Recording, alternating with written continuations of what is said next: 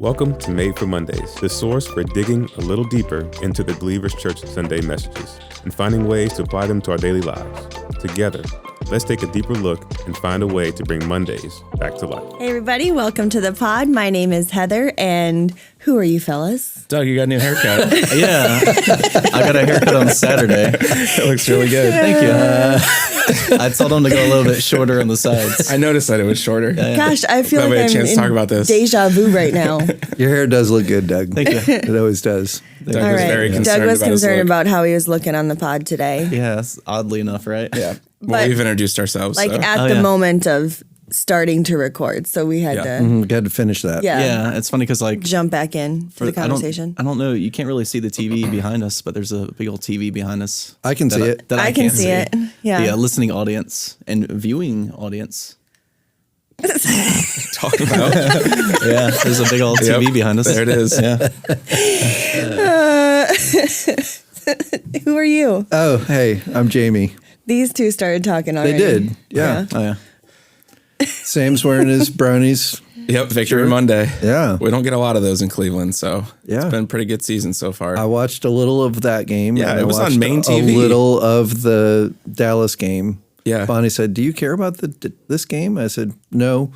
But Joe and David do. Yes. And they're going to be That's right. bantering back and forth. I So know. I want to watch just Yes. a little. David has not come into the office I yet, know. No, but he has Joe not. is here in all of his Cowboys Yeah, gear. I asked Joe when he came in because David's usually here when I get here. And for I those know. of you who don't know, David is on our maintenance team, custodial team. Yeah, and he's like extraordinary. He is an amazing guy. Love him so much. Yeah. He's from Philadelphia. He's a Yeah. big Philly fan. Yes. And so and he's usually here when I get here in the morning, and he was not here. So I asked Joe, did David call out Yeah. over the loss? Because he was so sad. Yeah, but he said he's coming in at 9. So apparently, And we're going to miss that. Do we have? I was gonna say, It'll be do all we day. have security in there today? I don't know. We'll see. Oh boy. It was awesome, though.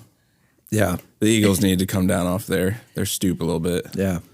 I'll tell you what game was terrible. Yeah. The Vikings game. It was bad. it? I didn't think we could have a worse game than we had playing the Bears a couple weeks ago. Yeah. Whenever that was. This game was dreadful.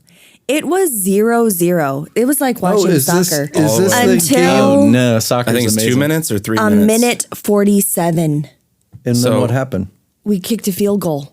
So it was 3-0. Yes. Yes. Fun fact. But not until the end. And the Vikings won? Yes. Yes. Oh, then it wasn't dreadful. You should be very happy. Yeah, it's just one of It those was- wins you can't be proud of. You can't Yeah, tell like somebody about it's that not. one. He was like, yeah, we won yesterday. It was the lowest 3-0. scoring game in like 17 years or maybe longer. The than that. last time a game ended in a 0-0 tie was like 1943 Yes. or Yeah. something. It was like Crazy, something right? crazy. And we were certain that that's It's what was wild. going to happen. Yeah. Do you know what also is crazy about this? Is somebody's team in this room is like the best team in the league this year. What team is that? And this person doesn't know it. And it's their team. Yeah, I couldn't care less about football. So I'm assuming you're saying it's San Francisco. Yes. Are they really good this year? The 49ers are the team to beat That's this your year. team? Wait, That's my that's team, yeah. Doug's team? Doug's 49er fan, yeah. I had no idea. Since when? wild. Since I was a kid. Really? Yeah. Yes. So growing up, my dad was a big Minnesota fan. Yeah. Because the rest of my family were Redskins fans, and he hated the Redskins. Yeah. They would always kick field goals and never. who are the very Red- similar? who are the I mean, the formerly team known formerly as- known as the Oh, Redskins. that team. Yeah. I'm sorry. I wasn't tracking. So he hated the Redskins, so he started liking Minnesota. So when I grew up, we didn't really have like a home team because of location. Yeah. And I was like, I just don't know about Minnesota. And at the time, Joe Montana was the quarterback. So I was like, Oh, I'm going to like yes. these guys. So you're like, what's the team farthest away from me possible? Yeah. Okay, 49ers. I like it. Yeah. Yeah. So he seemed like a really nice guy. So I mean, I was like, I like these guys. rooting for Joe is not a bad Yeah. move. He That was a was good good. dude. Yeah. I had the pullover starter coat. Oh, And everything. It was that's pretty so nice. great. And now look at you. And now look at me. You're a rabid fan. Yeah. It's Can't so get enough. frustrating. Yeah. I love hearing you guys talk endlessly man. about football. I would in the love for office. my team to be the best team in the league. I mean, I would talk even more about sports than I I mean, do now. that's how humble Doug is. though. Yeah, he really he's is. not bragging Yeah. about No, it. he's not wearing jerseys Well, in no. here. I think my team has been the best team for so long. I'm just ready to pass it off on somebody I like else. that, yeah. Oh. It happens all the time, apparently. But the Browns did beat your team this year, so Oh, cool. I'm sure you watched that game. It was Yeah, really- I remember that night. I love the start of this pod. A I'm little sports sure talk. you I do. never get sports talk No, on you here. don't. Yeah. So you're welcome to everybody listening. Yeah. You're welcome. Yeah, there's got to be a lot of sports fans out there. All right. That Well, would what did you love guys us do to this turn into a weekend? sports podcast. No, we're not doing that. Yeah. Oh boy. Well, I watched 20 hours of football, Heather. That's what I Okay. did this weekend. Next. I went, this is the second year in a row we've done this. We went to the Noro and watched A Christmas Story. Oh, yes. Super fun. Had a great time. Last year was the first time I ever saw that movie on the big screen. And it's a great experience. I know. I That's heard awesome. that. And someone was dressed with the bunny? The bunny Yes. costume. Oh yeah, going watching to the a movie at the Narrow is an experience because I there's love it. oftentimes people in the costumes Yeah. of Super fun. movie characters. I love that place. Yeah, it's pretty great. It Yeah. is. The Christmas Vacation is playing at the Commodore. Yes. Oh, really? It is. Oh, wow. Yeah, we watched that this weekend, Christmas Vacation. Yeah. Because Christmas Story is usually like a Christmas Day movie Yeah, for us. it's on for 24 yeah, hours they just play it on straight, so TBS, we always yeah. it's just always running. Yeah. Such a great movie. It is such a Have you great watched movie. the sequel? No, Oh. I have not. Oh, it came It's out good. last year. It's good. Oh, Yeah. and I learned a little bit of, I learned something watching this movie yesterday. Never had noticed this before. Oh, Remember it's when- like scripture. Remember when, yeah, a lot like that. Remember when Flick has his Just tongue like that. stuck to the pole Yeah, outside, right? And the Yeah. teacher's like, has anyone seen Flick? Anyone seen Flick? And a little girl sitting in the front row raises her hand and she says, yes, Esther Jane. Oh. The little girl's name is Esther Jane, Wow. who's sitting on the front row that says that Flick is stuck It to the is pole. like it's prophetic, like scripture. Yeah, Even It's amazing. That's crazy. Wow. Yeah. I double checked to make sure I wasn't hearing things. That's definitely the Is character's that what name. she was named after then? Yes, I'm sure. I'm sure that's what it was. It was just a big mistake. Like, oh no. Yeah, yeah. yeah. We thought it was Queen Esther in the Bible. It turns out it's Yeah. Esther Jane in Christmas Story. Yeah, Yeah. just that one The little, little Yeah. one girl scene. with That the had bit the part. one cameo Yes. moment. Yes. Yeah, yeah. Very good. Another fun fact: that house is in Cleveland. I know. Also, was filmed in Cleveland. Yep. And it used to be. It was a museum, and then it turned into you could actually stay there. Oh, really? And now it's back to a museum. I believe. Okay. Yeah. Pretty cool. So, just watching that movie makes you appreciate how far we've come. Like, you know, the furnace, Yes. Yeah. like all the things, like the car, like everything was so, Yeah. janky back in the day and But unreliable. they didn't think it was janky. No, but compared to what we have today, Correct, and yeah. how, Oh, Yeah, no, I Or get even the that. gifts. that's but- what I'm saying. You just The look gifts at they're it. opening. You're Yeah. like, what are you going to do with that? Are you getting iPhones and a devices? Zeppelin. Yeah. Yeah, he slept with a Zeppelin. Awesome. That's such a cool toy. It was a great Even toy like at the time. The yeah. entertainment was waiting for your radio show. Yes, Like, all the Yeah. things. all of it. Yeah. but like- You're just like, But that's what? like Everything is so our fast. podcast. Yeah. Just waiting for it. And everything Yeah. is so Everyone is. fast paced nowadays. Like I kind of long for some of that, right? I'm getting you a Zeppelin for Christmas. Yeah, please. Wait, Yeah. tell me what a Just- Zeppelin is. It's like almost like a hot air balloon. Yeah, like a metal hot air balloon. Yeah. Oh. like, but it's a model. He got Oh. a toy one. Oh. Yeah, Okay. you play with it. Yeah, yeah. Oh, okay. But they're a real It's not thing. an act. Yeah, they are. That he didn't get an actual. No. He's like learning to fly it outside. It's I out. was like, I don't remember this part Your of the brother movie. couldn't get a BB gun, but we Just got a you little, this. it's a little toy about this long. Yeah. I don't That's remember funny. this part. You need to watch the newest one. They did a really good job. Yeah, with I it. thought It's- they did a good job. I am not comparing it to the original, Right. but it is a nice. They did a good job of adding on to Yeah. the story. yeah, it was Is it the And same it's another family? Christmas story? It's Yeah, him, it's the family. It's him older. as a grown up. What's because his name? before Ralphie. Ralphie. It's before Ralphie the older. movie, they had a little editorial thing. I don't remember who it was that was talking about it, but he talked about when the movie first came out and all that kind of stuff. And originally, they made a Christmas version, and then they made a summer version. Oh, And the summer version, I don't know if it never saw the light of day or if it did and it just bombed. I can't remember. all the same actors. Yeah. A summer Interesting. version. Yeah. So it was like So just like Christmas him Story growing and then up in the Summertime summer. or something like that. Yeah. Wow. That was their original plan for that movie and it didn't go according to plan. And that movie became like just Yes. wildly Right. successful and they were all surprised by it. Yeah, That's funny. that is cool. Yeah. All right, Doug, That's did you great. do anything fun this weekend? Yeah, went on a hike. Good. Where'd you go? Went to the Nolan Trail Loop. I That's a love good the one. Nolan Very Trail nice. Loop. I do too. Yeah, so we're in a hiking B group, and this is a shameless plug.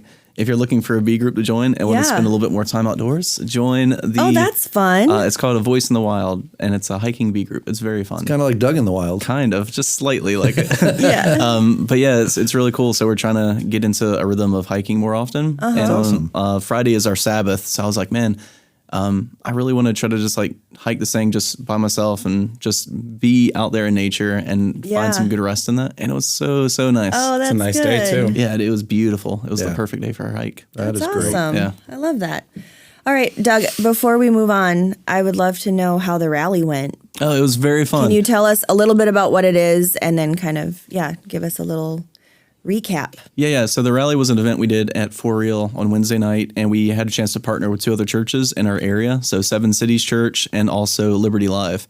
And we had a chance to The bring same students. church that sabotaged our Oh, stop it. Jamie Stewart. That's a lot. We'll edit that in post. That is not true.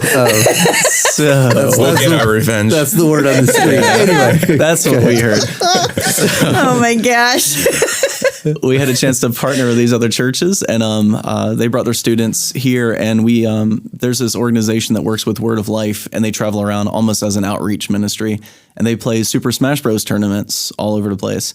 Which it's is a video game. It's a video game, yes. Okay. Very competitive video game as well. Okay. So they go around and we play that, and then it's just a good way of getting students to a location, and then they share the gospel and have some really good response time. And it was just like a fun event across the board, though, even if you didn't play video games, but they had team-based games, and it was really, really cool. Cool. For us, it was an amazing opportunity to partner with other churches and Yeah. have them come out and, just kind of show that sense of unity and shared purpose and the same mindset.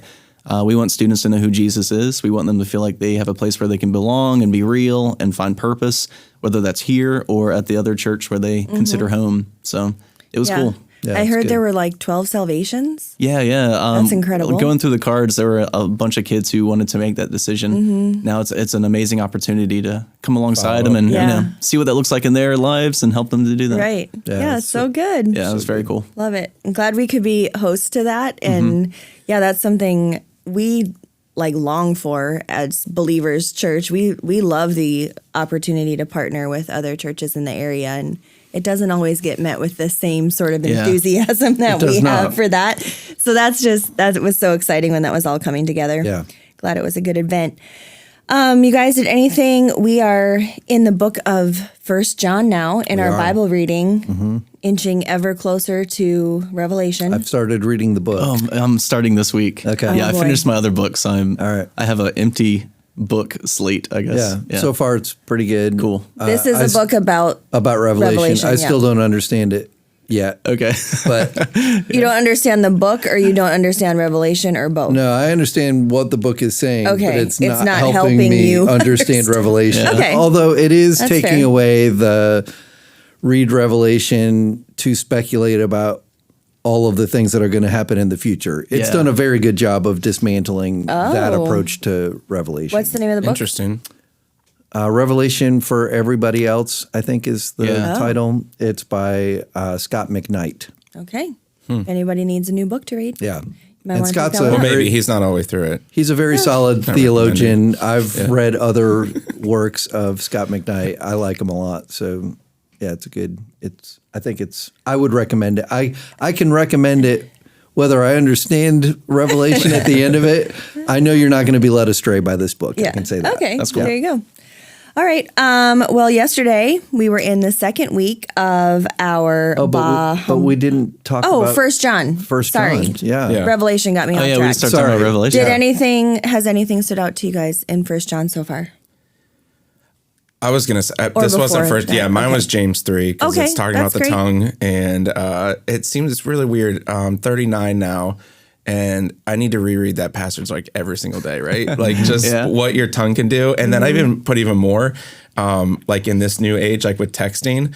Like how much worse it is even than just like a normal conversation with So somebody. Mm-hmm. Like you can text and then you talk to them the next day. They're like, "Man, what's wrong?" Or your tone in that was terrible. I was like, "Oh no, that wasn't my tone." Yeah. Like things are just so wild with that. So Yeah. it was It was good. It was a good convicting chapter again, just to kind of reset your tongue, if you will. Yeah. I love using emojis in texting. Yeah. Because it's such a good way of saying, like, this is what I said, but this is how I feel.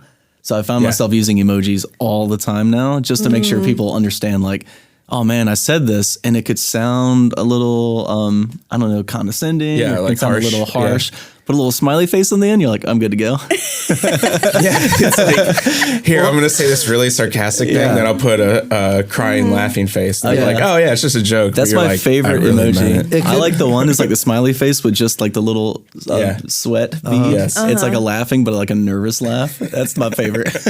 Couldn't that come off as rather passive aggressive? Oh, yeah, No, for sure. not if you mean it. If you're Not like, if you mean no, it. this is how I'm actually. This is Of course, not for real." Doug. So so everyone knows, if you get a text from Doug, the emoji is truly how Yeah, he it's feels. actually it's how I not feel. sarcastic. No, not at all. No. It's authentic. But If you from get me- this from Sam, Yes. that emoji is full of sarcasm. everything before, I really meant it. Yeah. It's such a scary world when you can't trust emojis anymore. No, yeah. You're like, is this real? Or I don't want to live in that world. I don't understand the text, nor do I understand the emoji That's what at I'm this saying. point. Yeah. It's got even more confusing. Oh man, Well, you know why? Because you know what's out there, Doug. oh, a secular world. Yeah, Yeah. more secular world. Yeah. By the day. By Yeah. the day, 100%. This book of Revelation will help us understand the things that are happening. Probably. But maybe not. We don't know. I mean, Yeah. I'm not far enough in. I'm like We'll 8 figure it chapters. out. I am like 8 chapters in, but they're short chapters. Okay. So Sounds like my kind of book. Are there Yeah. pictures? there's a Yeah, couple. a big old couple graphs. dragon. and- All right, I think I'm interested now. So for me, it was 1 John 4. It was our reading today. 1 John 4, verse 11. Dear friends, since God loved us that much, we surely ought to love each other. Yeah. Yeah, just the whole idea of how can people who've experienced the love of Christ treat other people crappy? Right. Which is kind of the Should not theme happen. of the first few Yes. chapters of First John. Yeah. Our whole idea around Yeah. here to go be loved. Yeah, how you love God is how you love Right. others. Yeah. Yeah, it's very good. All right. So yesterday we were in the second week of our Bah Humbug series, and Doug, you taught us about resilience by walking us through Joseph's experience in the Christmas narrative. And you kind of opened up the message asking if anyone has a crazy Christmas story or Christmas experience. So I thought that would be a fun way to start our conversation today. Anybody have a fun, crazy Christmas memory or story that happened in your life as a kid or I recently? have one that's not funny. Oh no! Why are you laughing? I don't man? think I want to Why share are that. you laughing? I'm nervous right now. I mean, it was just it was terrible. It was like a traumatic childhood experience Okay. that happened Oh. at Christmas. Do you want to I unpack don't that know right if we now? should- or No, not? I don't okay. think so. but we know you had that. I'll We're share it in sorry. directional team meeting later. Okay. Gosh.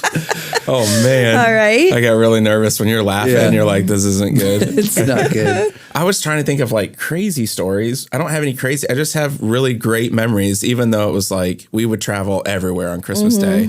We went to everybody's house, like grandparents, aunts, uncle. Like we had to go to both sides of families. Yeah. But looking back, I was like, that was awesome. But I remember just being like, it was a nonstop day. Yeah. But Yeah, same here. Like we would travel to every single like grandparents' house, and all my family lives locally. So as a kid, it was so busy, and I think for us, like the lesson that we learned now as adults and parents, like we don't want our kids to go through that. Like for us as kids, it was kind of fun, but as we got older, it was just so stressful. Yeah. and we spent so little time at each house, and for Right. us at the time, it was more so about the gifts. Like let's go to the next house so we get more presents. Right. yeah. And we didn't want our kids to have that mindset. So we spend way more time at the houses individually. So it's actually about the relationships, hopefully.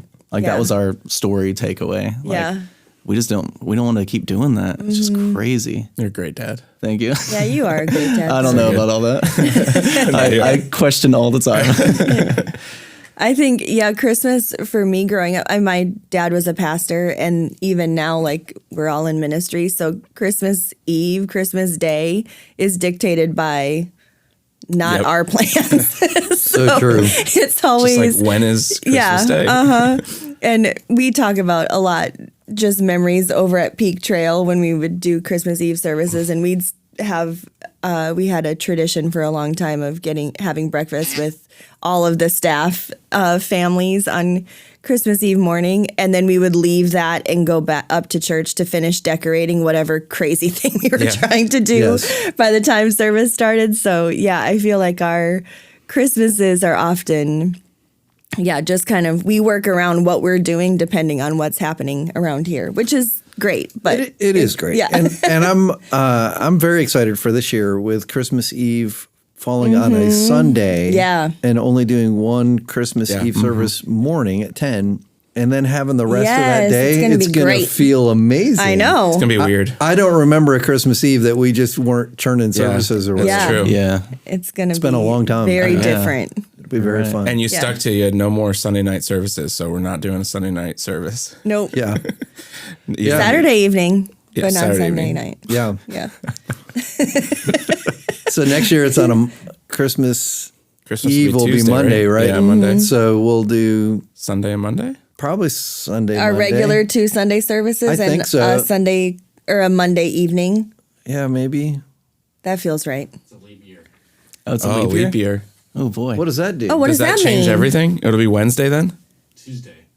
Oh man, no. Oh, Man, there's Jeremy so just many, threw a wrench in this. so many complicated things. So that comes to all Christmas that. will be Wednesday next year.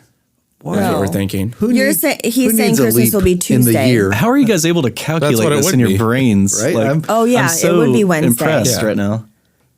I'm gonna look. Yeah, so it'll be Oh, Jamie's Tuesday. looking it up. Tuesday will be Christmas, Christmas Eve. Eve. Jeremy, can Wednesday we will be overlay Christmas. like the mathematical Yeah. formulas Oh, around their so- heads? That as would be they do great. this? For real night will be Christmas. Oh, cool. That'd be fun. Let's do that. Yeah, let's do a For big real for has real to do all the service. For Christmas. real Christmas. You guys have to do all the Christmas planning. All right, I'll tell the team. Yes. Yeah, start planning now. 2024. Finally. Yeah. I love That feels appropriate too. 2024 for real Christmas. Yeah. Oh, yeah. That's the. That's love the it. Wow. Actually, we already planned one. What? A Christmas series. Oh yeah, we You did. did Yeah. already? Yeah, we have next year's already Yeah. mapped out. We came up with 2 good ones We this had year. 2 really did, good ones, yeah. so we had And that to- never happened. Yeah. So we were like, well, let's just. we got Now them we got both. next year's done. All right. Yeah. We didn't want to throw away. But we're not talking about that yet. No. We're going to talk about Bah Humbug stuff. Oh yeah, we're still. there. Okay. Keep it a surprise. Let creative know at some point, though. Yeah. All right, we will. Yeah. All right, Doug, in setting up the challenges that Joseph faced, you shared how you used to think of perseverance and resilience as pretty much the same thing. But you taught us that they're different. So, how are they the same and how do they differ from one another? Yeah, so they are the same in a lot of ways. Like, there's both talking about working through difficulties and trying to find victory even in like really tough problem situations. Where perseverance is more so just like fighting through it, no matter how difficult the problem is. And resilience has a sense where it's all about changing and adapting. So it's about like bouncing back. You face this problem and then you don't simply just try to fight through it, but you change, you adapt, you grow, you improve. And sometimes you actually make pretty big life changes because of it. And because of that, you're able to better address the problem as opposed to just like kind of like strong arming your way Yeah. through it. Yeah. Yeah, John Eldridge wrote that book, Resilient, and it's all about the bounce back. Yeah. Right. So going through something that's difficult and being able to still persevere after that, fill back up so that you can move forward. And it oftentimes, like post pandemic, that's been a theme where Yeah. you have to figure out, okay, how do we adapt to all of these things and still, be full of life. Yeah, and the pandemic was such like an interesting time for that because I think a lot of people were just trying to like just do the same thing. They're trying to grit it out. Yeah, let's just keep fighting Persevere. through. They were keep trying to persevere and they needed to be resilient. yeah, and it's okay to change and it's okay to adapt. I think Yep. that's the way we're made. We're made to do that. And some of the studies have shown that people that were able to adapt best were the ones who were making the biggest changes. And just Yeah. allowing a team around them to show them, like, this is what could happen. This is where we need to be moving. Yeah. And being willing to make those really difficult and sometimes scary changes, even in their own lives. Yeah, you bring up the study and you shared one from Harvard that really did talk about the importance of having a community around you that's facing the same challenge that you're going through to provide some resilience support. So how have you guys seen that in your own lives? Like, how have you had resilience to face something because of the people around you? Yeah, I know in my life, like I think we all have blind spots, and like a team around me can show me the areas that I don't necessarily see, or maybe it's something that I do see. It's just kind of scary. So like, man, I'd rather not deal with that. Like a good team around me will like encourage and kind of motivate me to address whatever that problem might be. So mainly just the things that maybe I'm weak at. You know, a strong team, we all bring our strengths to the table, and I can't be strong in all of those areas. But if I surround myself with somebody who is, then we're able to cover each other's kind of like weaknesses, and they're able to complement and see the things that I cannot see and motivate me to move in that direction. Yeah. Jamie and Sam, do you guys have any examples in your lives? I have many examples of when people have just stepped up and helped us in a time where it's just like, oh my gosh, I don't know how we're going to make it through this. But I think that question brings up more. I think it's the heart that I have behind it. And I think all of us in ministry, because we see people come in and out of the door like every single Sunday. And I think our biggest one is obviously for them to know Jesus. But then part of that would be the community that you get when you do follow Jesus, because we know that those seasons are coming and you're going to need people around it. And like us for all the staff, like we can't be that person to every single person, which is why I love this place so much, is how we've built that into B groups. And that's how I know for me personally, not just on staff, but like that's how we have built those people that will step up for us. And so I think like when people understand that like, oh, the staff can't do all of that for us, we need to be able to make those connections. Like that's why we have that. I just think like that is just so important. And I hope people can connect with that like on Sundays as they walk in. That's cool. Like a good tangible example, a friend of mine, and he works in For Real, named Cody. We were asking our leaders a handful of weeks ago, like, think of better ways that we can partner with families and parents. So for us, instead of just ministering to the students, how can we come alongside parents and help them as well? And like help the whole family to learn, like, this is what it means to walk your kid through difficult problems. This is what it means to kind of help them grow spiritually. And Cody was like, hey, I have some cool ideas. Would it be okay if I developed like almost like a process where if one of your students in a B group makes this decision, here are things that we should do. Like, here's how to contact a parent. Here's what to say. Here's what to encourage them to do next. Like if a student trusts in Jesus, how can we help parents help them and help their student come along and grow spiritually too? And it was amazing because like that's something that would be really difficult for us to do because we have all these other things on our plate. And Cody was like, hey, can I do this for you? And that's just the way his mind works. He processes things like that. So he came out with this idea, and me and Lauren were like, yeah, yes, dude, please go for it. This is amazing. And for us to kind of like allow him to use his skill set just to run with it and let God work through that was pretty amazing. That is pretty amazing. Yeah, it's very cool. So good. So will you walk us through some of the cultural significance of what Mary and Joseph were facing, being tasked with the role of being earthly parents to the Son of God? I love this part of the message. This part of the message was so good. Yeah, so Joseph would have been like probably around 18 years old. And they say that like with Jewish men, they would have been just a few years older than, the women they would marry. So Mary was probably around like 14. And can you imagine like 18 to 14? That's such a young age to have to deal with something like this. Like set aside the miracle birth and it being Jesus and all that, just the to wrestle and all that stuff. Yeah, just to wrestle with a problem like this as young teenagers, it would have been incredibly difficult. And then you put on top of that the miracle birth, and by the way, it is going to be Jesus, the person who will save his people from their sins. Like Joseph probably heard all that at the age of 18, having to wrestle with issues that many of us couldn't even fathom. So, man, I think this brings a lot into context. I think when we read this story, it's easy to kind of overshadow what Joseph was probably going through and not really, for me, I've never really dealt with that and like dwelled in that idea and try to rest there for a little bit to try to empathize with how difficult that would have been. Yeah. I kind of just skimmed past it. He was thinking about what decision to make, and the angel said, don't do this. Don't be afraid. Just do this other thing. He's like, sure thing. And really, like, he didn't have much of a decision to make. Like, the decision was made for him. Yeah. So, yeah, it wasn't like he could just, I loved how you talked through what the ramifications would have been if he decided this isn't going to happen. Yeah, because actually, like, there was a lot. If he would have divorced Mary, he could have done so very publicly. And a lot of times in that culture, if it was because the wife was unfaithful, the husband could keep all the money. So he would keep the bridal gift that the bride's family would bring. And he could also get a reimbursement from the bride price. So in this case, he could have actually benefited financially quite a bit if he Right. would have made it very public, would have went to the elders of the community and would have like defended his case. It would have been very bad for Mary. Yeah, Like, she I was probably gonna could have say, been killed because of it. She would have been shamed at least for the rest of her life. That Yeah. would have Yep. been the minimum, probably. Yeah, so it would have been really difficult for her. He could have benefited financially quite a bit, but it says that he was a righteous man and wanted to do so quietly so that he didn't put her through a lot. And he wasn't concerned about money. Yeah. He just wanted to do what was right. Yeah. And that was before the angel. So the angel tells him like, hey, don't be afraid to do this. And I think even that mindset, he just wanted to do the right thing. And now he's like, well, cool. There's even more context now. Right. I can follow God and do what is probably Yeah. way more difficult still, but have confidence that it's worth it. Yeah. So Joseph was definitely in a difficult situation. Can y'all relate to what he was facing? Like, have you ever felt like the best solution to a problem that you were facing wasn't good enough?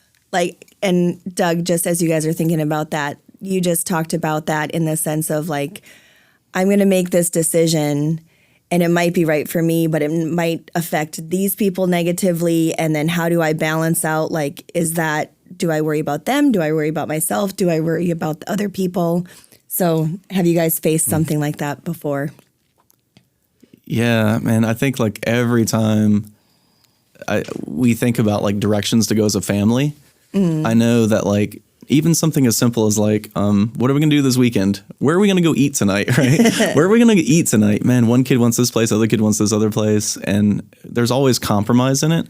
So even the small decisions, there's always that fear that someone's not going to like this. Somebody's going to get hurt. Somebody's going to feel left out. And then you multiply that by things that actually have lasting effects. Like if we're moving or, I don't even know, like, what are we Like going to a do job for change Christmas? or- A job yeah, change. All of those things, man, it impacts it so much more. Yeah. And I think for me, my mindset, I'm always trying to please everybody. We were joking about that pre-show. Yeah. I'm always trying to please everybody. So I know that if somebody is unhappy about this decision, it like actually really, it wrecks me inside. So for me, that's always been an issue. It's been really difficult to make those decisions. Yeah. Yeah, I think how much it is, mine's family related too, how much we wrestle just with, you're saying those little decisions, but like we're getting things in the mail now for our oldest Addie, who's sophomore. She'll be a junior next year, like already like college is sending stuff. Yeah. And you're like, I don't even know how to honestly wrestle with a lot of tough decisions to make still at 39, Yeah. 40 years old. And now you have a 15-year-old that's starting that. Like, I just don't remember it starting that early for us, but it did. Like, Right. So we've actually all of us have been doing this wrestling with tough decisions for a really long time. And for me, it still feels like I'm super messy with it and can't always figure it out. Yeah. But I was going to say around the characters with Mary and Joseph, I know you guys did this as the teaching team, but it's been really good, I think, for me to see them as people. I think especially the Christmas story and the birth of Jesus, it really plays out to me a lot of times as just like they were characters like you would in Aladdin or Lion King. Like it's just a story Like you've heard fictional you've heard for so long that you're like, oh yeah, I love that character. Or, who's your favorite character? Where it's like, oh my gosh, this was real. Like Mary could have lost her life because of just a decision that Joseph made. And it's just like, that's how serious all these things were happening. And it brings like the miraculous just even more into it with Zechariah and all. Like, it's just, it's amazing when you really just get away from, oh, this isn't a movie. This isn't the Christmas story I watched on TV tonight. It was like, this was real. Yeah. So good. Well, Matthew 1:20 tells us that the angel told Joseph not to be afraid. And I want to talk about that. But before we go there, I want to look at the first phrase of that passage. It says, as he considered this.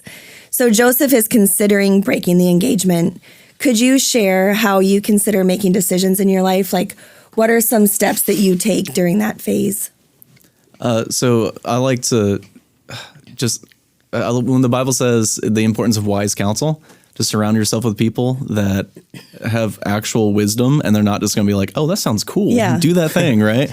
That are able to kind of give you that hard truth. Like maybe you shouldn't do this, or maybe you should second or think about this over here too. And just a wealth of people that are able to kind of speak wisdom into my life when it comes to big decisions like that. And that's like family, friends, coworkers and stuff like that. Yep. And for me, I can have like the, decision anxiety. There's a term for it though.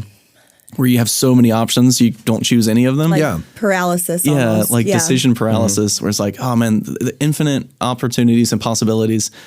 Let's just not do any of these Yeah. things Right. because, like, Yeah, I'm yeah. going to choose the wrong one. Right. So to have that wisdom, they're able to help coach me and direct me in a decision, and then remind me, even if we make a decision that maybe isn't what's best, that's okay because Yeah. they're still going to be there with me. They're not Yeah. going to abandon me because it's like you chose this one option that we Right. didn't agree with. Right. So what yeah, you that just think. helps. Yeah, that does help a lot. Part of me is like, whatever I instinctively think I should do, just do the opposite. Okay. Yeah, That's smart. That's Yeah. pretty smart. But yeah, other than that, I agree with Doug. I just think there's so much. It's almost like it relieves so much pressure when you go into decisions with community. Yeah. And so, yeah, just leaning on the people around you, and like you said, depending on the scope of the decision, yeah, that could be family, it could be friends, could be coworkers. Like for me, it's in work, it's the directional team and the elders. Those groups of people.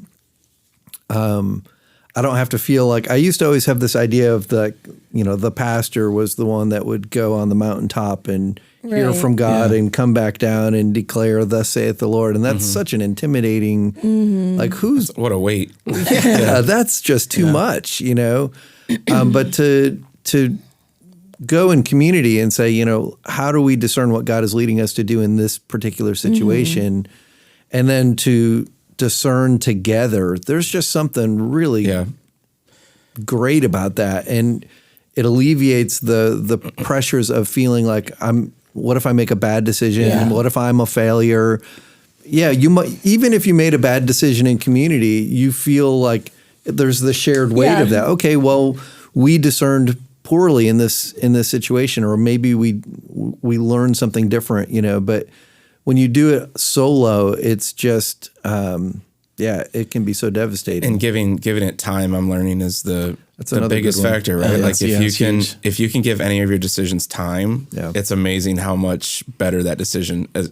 For me, as an example, is like I've just seen that Yeah. when you make just the quick rash decision, which honestly in everything, this isn't like amazing Sure. advice, but like I've just seen that in church and decisions with family. Like if you can put time around it, the Holy Spirit makes things so much clearer. Yeah. And you can't Yeah. always do that, but Yeah, there was a book on leadership years ago, The Contrarian's Guide to Leadership, and one of the contrarian ideas was delay making a decision as long as possible. Because like most leadership books are like, Make be your decision. decisive, Yeah. go. But this book, he argued for wait as long as you possibly can, because a lot of things resolve themselves, and sometimes you get more information.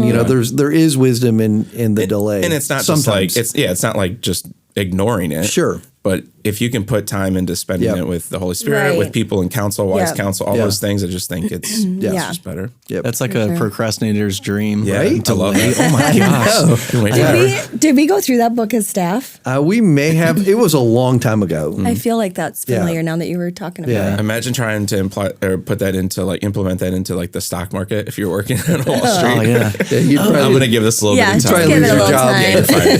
fine. And that's so weird too, because like, man, if you look at like godly wisdom, rarely is it something that culture says like, let's get on board, let's Right. do this. Yeah. And often it seems like very inefficient. Yeah. But Yeah. that's okay. Like it's okay to be inefficient if it means we're following the Holy Spirit's Right. guidance through Yeah, for something. sure. Yeah. Yeah, I think it's such a good word. Yeah. Like, let's not worry about just being optimal peak performance. Yeah. Instead, Yeah. let's be wise and It's one of my favorite book titles too. yeah. The Contrarian Yeah. Guide to Leadership. That's so good. Yeah. All right, so now let's talk about the command to not be afraid. And Jamie, Yeah, stop it. when you when you preach about anxiety and worry, you often use passages that simply say, "Don't worry." Right. And you follow up the passage by saying, all right, All right, that's it. let's Stop pray. worrying. Let's pray and we'll see you go next home. week. Yep. So obviously you're kidding, but it seems a little disingenuous and maybe even trite to give a command that's so polar to our natural response. So besides obeying the command, what is it that God's teaching us when giving us such a big yet simple marching order?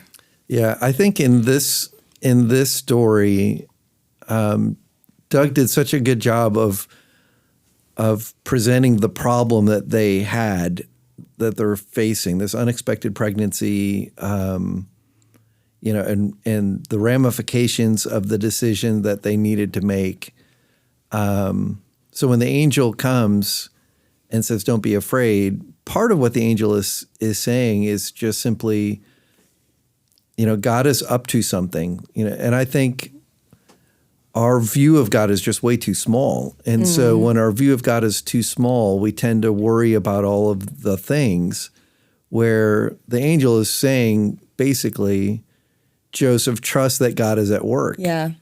And if he had no idea, like really, even though you said, the angel said, he's going to take away the sins of the world, he probably had a flashing moment of, wait a second, God? Yeah.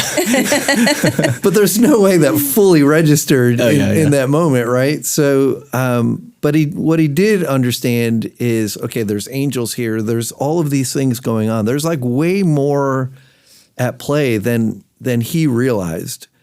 And that's always true. Yeah. Like, we don't always see angels, and we don't always, get the messages that way. And maybe the ramifications aren't always so critical. But God is always, there's always more going on than we realize. And so I think at the heart of "Don't be afraid" is the opposite of that is, trust the bigness of God. Yeah. And it does alleviate some of our fears if we can somehow wrap our minds around the bigness of God. Yeah, what I love about that too is like both Mary and Joseph grew up in this very rich Jewish tradition. Like, even in the Mary passages, we learned that like you were saying Joseph's righteous, and Mary like knew the scriptures. So the angel was like calling on both of them to like live in what they had been taught and to trust the faithfulness of God. And I think that's just so, a lot of times, like, we just have to be reminded, like, Heather, that God's faithful. God's been faithful to you in all of these different ways. And that's what the angel was doing. Like, Mary, God's been faithful to your people. Joseph, that God has done great things. And he's going to continue to do that. And he's using you. And sometimes I think we just need that reminder. And when we're reminded of that, we're like, oh yeah, why am I worried about this thing? Yeah.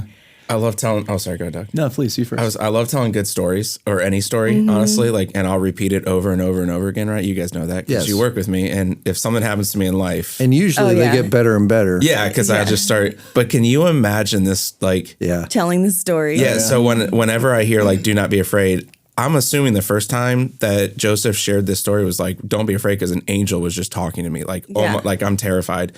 But then they start breaking it down, and someone's like, Joseph, hey, Joe, what if they meant don't be afraid with what's coming up? And how many times they probably broke down that message from Gabriel. Yeah, I love that. Oh man, it's incredible. Yeah.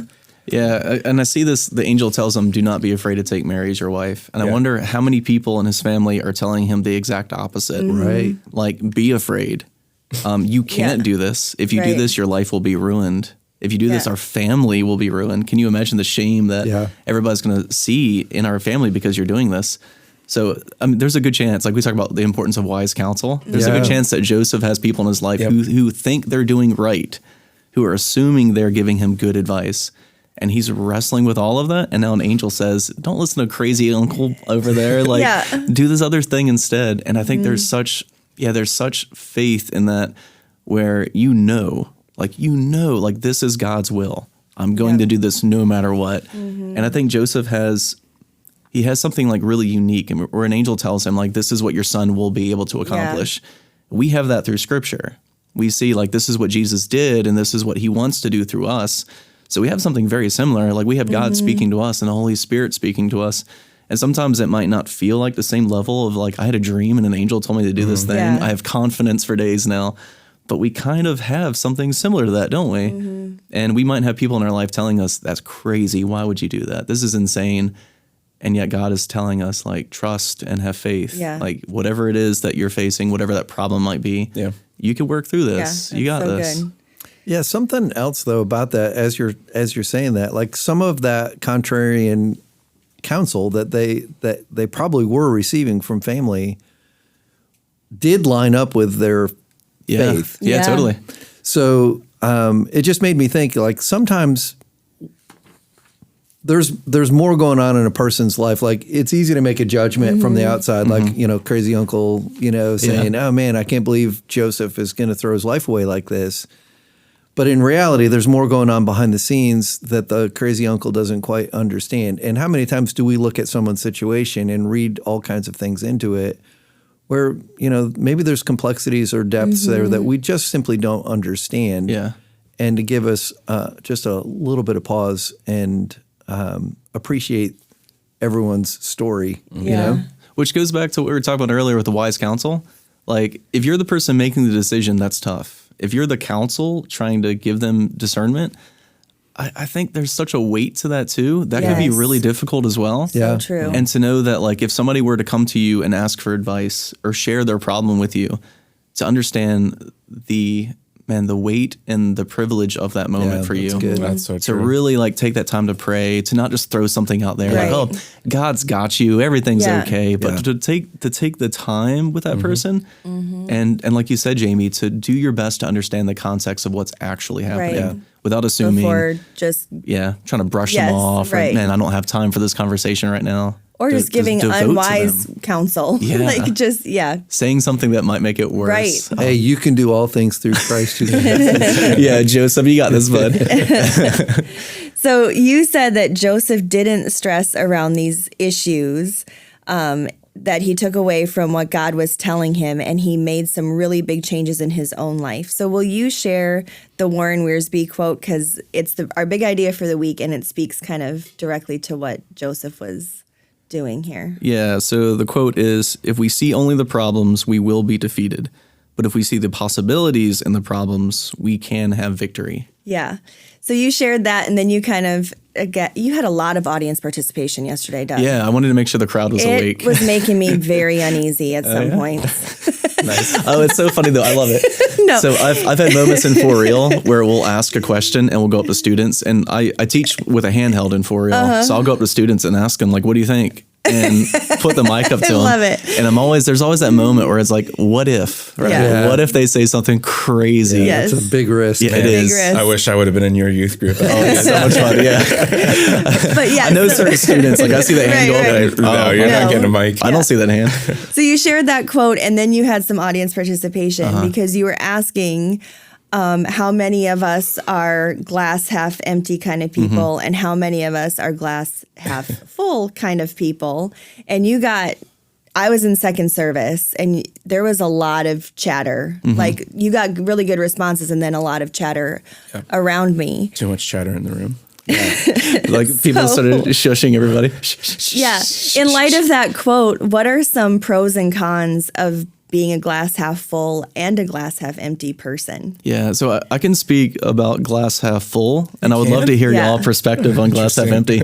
So I know Are for you me, saying Wait, all of what's us that- are glass half what's that empty? supposed to no, mean? I'm assuming that somebody in this room has to be that, right? Statistically. I know at least one person. I who know. is. Should we take a vote? So as a glass half full kind of person, But he is a Browns fan, so he's That's got true. some, What do you want me he's to got do? some Oh, reasons. Yeah. So the clues as to who we're talking about. Right.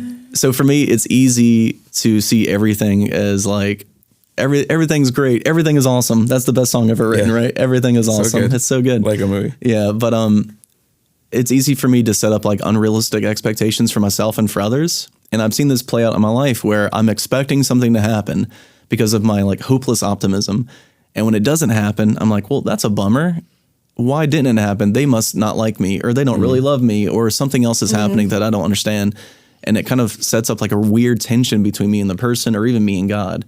So to have somebody help me stay grounded and define some like realistic expectations is so very important. Like a great example, I'll go to a conference and I'll get back from the conference and I'll tell Rachel, oh my gosh, best thing ever. This is what I learned. It's so good. It's going to change everything. She's like, slow down. Okay. Let's actually think through it and find realistic like approaches to what you want to learn and what you're doing. And it's really good. And I put a little time between me and the conference, and it makes a little bit more sense. There's more Yeah. context. And I realize, hey, maybe I can't do all these things that I was hoping, but that's okay. Let me do one of these. Yeah. So I need that person in my life to ground me, to make me realize what's actually attainable. Because if I don't do that, it's just disappointment. Yeah. Because the things that I hope might not actually come true. I loved your approach in the message because you addressed the pro and con of both. And I think, like, culturally speaking, it's assumed that glass half full people like just have a better perspective. right way. That's the Yeah. right way Yeah. to think. And those of us that don't have that maybe feel like, well, then we're the negative Yeah.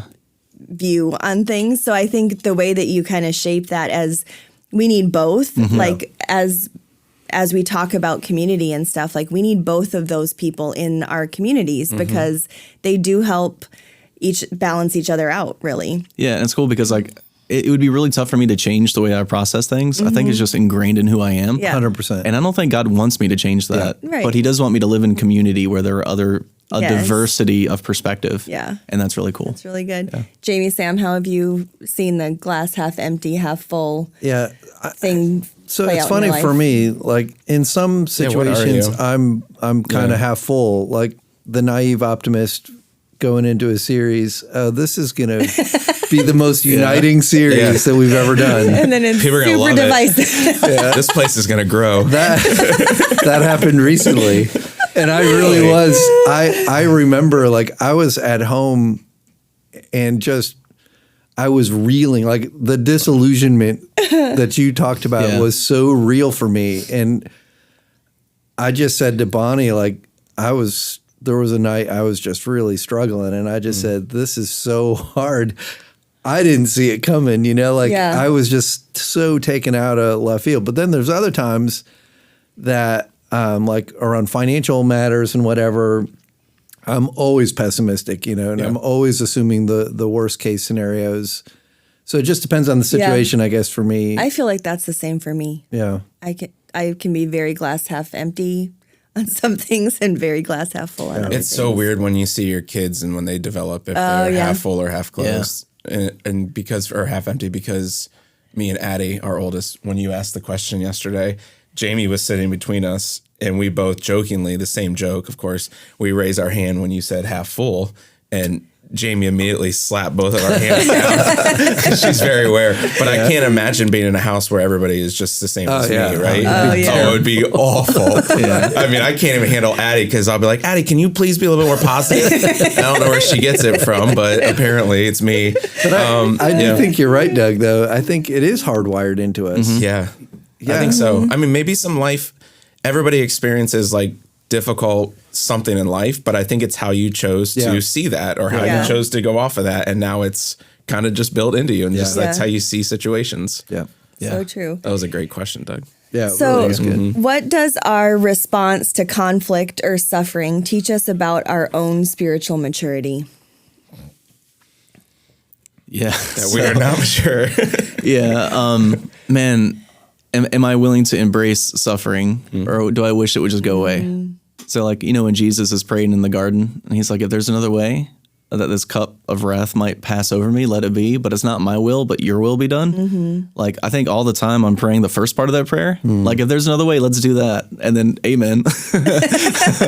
Show me the other way, Lord. Show me another Yeah. way. But the whole, but it's not my will, but your will be done. I think that's that spiritual maturity. That's the growth where I can pray that and actually mean it and say that if it doesn't go according to my will, well, I still have joy. Yeah. Well, I still see this as something that's good for me because he allowed it to happen. It's purposeful. He knows what he's doing and I don't know what I'm doing. So do I trust him or do I trust myself? Do I want comfort or am I willing to go through any amount of suffering knowing that it helps me to identify with Jesus a little bit closer. So that's, in my mind, that's gotta be it. Yeah. And even saying that, it makes me uncomfortable. I Like, know. oh my gosh, if I say it, I don't know. Yeah, it's just so tough. But yeah, that prayer, am I going to pray the whole prayer or Yeah. just stop halfway through? Yeah. Was it the Elise Fitzpatrick quote that was talking about I'm going to butcher this. It was something about your maturity and how it reflects Christ, right? Yeah, it was like the ultimate test of maturity is how close to his character have we become. Yeah, that was terrifying because I mean, in some ways I'm like, oh man, I can see in my life I've done, maybe I am maturing a little bit. In other ways I'm like, oh my gosh, yeah, I gotta so far clean to that go, up. I'm yeah. such a mess. And I think that's just a quote that you will have to wrestle with. Yeah. I mean, till we meet Jesus, I guess. Yeah. Doug, you had some really great quotes this week, and none of them were C.S. Lewis. I know. Wow. I was so upset man. at myself. That was weird. That made it a very mediocre message. I apologize, everybody. Oh gosh, Yeah. we can't end the podcast like that for our people pleasing Yeah. friend here. Oh, so I only say that because Doug has joked that a great message always has okay, C.S. Lewis. that's better. So I- put it in context so Yes. that I have been thinking about C.S. Lewis a lot lately. Okay. I have a couple of people we share book ideas with, and both of these people I've had a chance to encourage them to read "Till We Have Faces" by C.S. Lewis, which is an incredible book. So I recommend everybody, all of our listeners, read it. Okay. Jeremy knows what I'm talking about. We read it in our book club too. "Till We Have You Faces." have a hiking club and a book club. That was an old. My goodness. That's the old guard. They're crushing life. But it's like one of my favorite books of all time. It's very good. Rachel read it and she hated it. So just Okay. throwing it out there. You might love it or you might hate it, but it's out there. It's not like part of the space trilogy. No. thing. Okay. It's a retelling of the myth of Cupid and Psyche. Okay. It's very. Jamie's like, that's not better. Because Oh, the, it's the so last good. C.S. Lewis book you told me to read. Which one? The Out of the Silent Planet. Yeah. that was amazing. You didn't like it? didn't Oh man, it was so good. I This named my is- son after it. I know. Yeah, I but had a it's hard low time expectations. getting through Doug. it. You haven't been able to learn low expectations. That was my thing I about being know. a pessimist. I Set need- low I need a expectations. realist. Everything is so much better after that. I need somebody to tell me every book doesn't have to be the best book Yeah, because ever. if the book's bad, you're like, well, yeah, I didn't expect anything from Yeah, I it. guess I'll just burn it. Yep. Oh gosh. All right. Well, that's all we have time Merry for Christmas. today. But Christmas, before we go, Jamie, what do you want everyone to know about the gift before we sign off today? Yeah, I haven't seen what our total is in a while, so I have no idea how we're doing. Probably terribly. Oh boy. Oh no, pessimism. No, I Yeah. think it's doing pretty well. I think it's doing well. Yeah. Okay. Uh-huh. Yeah. So, this is the big push. We only have a couple weeks left to receive the gift. That was one of my big takeaways for Tyler. I'm going to talk to him. We don't collect for the gift; we receive for the Yes. gift. Nice. Yeah. Collecting sounds it's just not Bad. good. Yeah. Yeah. So we receive because we want people to enthusiastically give to this. Last week's We outlet. receive so that we can give. Yes. Yeah. Wow. And if Receiving and you didn't giving. read last week's outlet, I just really cast vision around what these gifts will accomplish, and I don't want us to lose sight of that. It's not just a financial goal. It is what will happen on the backside of that Yes. financial goal. There are teachers in our community whose strength and encouragement, it will renew their passion for what they do. Our whole community wins when that happens. There are families in Nashville that will receive, life support for them when they're arriving in an unknown place with nothing on their backs practically, and nothing for their kids, and they're going to receive food and get connected to services. There are kids who will go to camp. And was that you that was Tyler that was talking about that at the end. He did a great job. And how important that camp experience is. It's not just a fun time at camp. It's potentially eternally changing for that student, but then life changing for that family.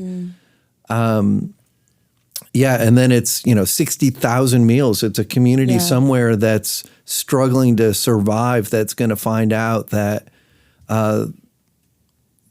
things are going to change for them, like in such a profound way. That's what I want us to keep in mind. When we give to the gift, it's that kind of stuff that's going to happen on the backside of that. And give as much as you can, give as often as you can. Yeah. I've staggered my giving through the month of December to try to hit a stretch goal for Bonnie and I. And it's large enough that we got to take bite-sized chunks at it. Yeah. And I would encourage everyone to do that, to really wrestle through how can you participate in the gift. Yeah. So good. All right. Well, we look forward to seeing y'all this Sunday at 9 and 10:45 or at 1 o'clock on YouTube. And until then, share on your socials and go be loved.